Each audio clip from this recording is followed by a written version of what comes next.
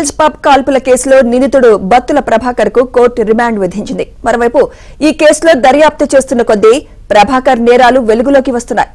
333 కోట్లు సంపాదించి నేరాలు మానేయాలని ప్రభాకర్ టార్గెట్ గా పెట్టుకున్నట్లు పోలీసులు గుర్తించారు. 100 మంది యువతులతో సన్నిహితంగా ఉండాలని ప్రభాకర్ ప్లాన్ చేసినట్లు సమాచారం. ఇక చిన్నతనం నుంచి బత్తుల ప్రభాకర్ దొంగతనాలు చేస్తున్నట్లు పోలీసులు గుర్తించారు.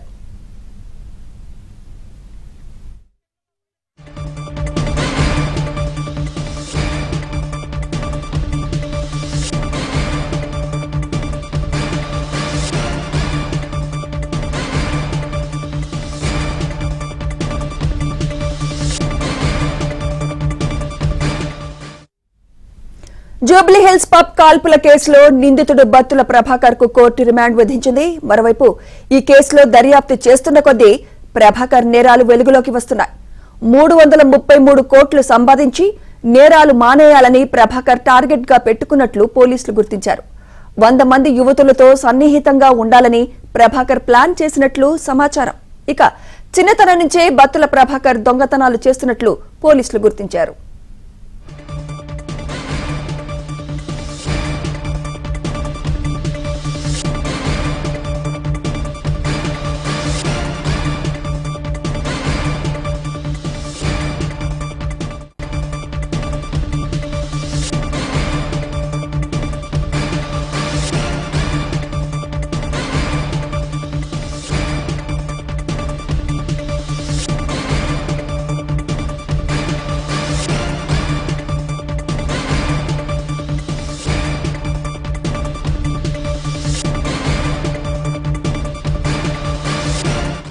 జూబ్లీహిల్స్ పబ్ కాల్పుల కేసులో నిందితుడు బత్తుల ప్రభాకర్ కు కోర్టు రిమాండ్ విధించింది. ఇక ఇదే అంశంపై మరింత సమాచారం మా క్రైమ్ కరెస్పాండెంట్ శశి అందిస్తారు. శశి,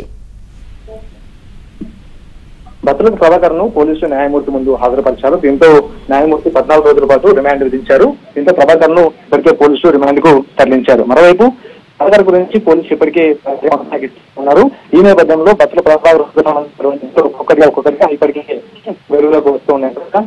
చాలా ఇళ్లను టార్గెట్ చేసుకుని బత్తుల ప్రభాకర్ దొంగతనాలకు పాల్పడేవారు. ఇది కాకుండా శివార్లో ఉండేటటువంటి విద్యాలయాలు విద్య ఎక్కువ మొత్తం కూడా మనీ ట్రాన్సాక్షన్ ఉంటుంది. సో అలాంటి కాలేజీలో చాలా కాలంగా దొంగతనాలు పాల్పడుతూ ఉన్నారు. అయితే 330 కోట్లు సంపాదించి ఆ తర్వాత నేరాలు మానేయాలంటూ కూడా ప్రభాకర్ టార్గెట్ పెట్టుకున్నట్టుగా తెలుస్తుంది. ఇదే అంశాన్ని పోలీసులు విచారణలో వెల్లడిస్తుంది. ఇప్పటికీ సుమారుగా 100 మంది యువతంగా ఉండాలంటూ టార్గెట్ గా పెట్టుకున్నాడు ప్రభాకర్. ఆ తర్వాత చెస్ట్ మీద 2 వైపులో కూడా ప్రత్యేకంగా పచ్చబొట్టలు కూడా ఆయన వేయించుకున్నట్టుగా పోలీసులు గుర్తించి చెస్ట్ మీద 3 నెంబర్ తో పచ్చబొట్టలు వేయించారు. అది కేవలం 8th క్లాస్ వరకు మాత్రమే చదువుకున్నటువంటి ప్రభాకర్ చిన్నప్పటి నుంచి కూడా దొంగతనాలు అలవాటు పడ్డారు. సుమారుగా 2013 నుంచి కూడా ఈ దొంగతనాలు మొదలు పెట్టాడు.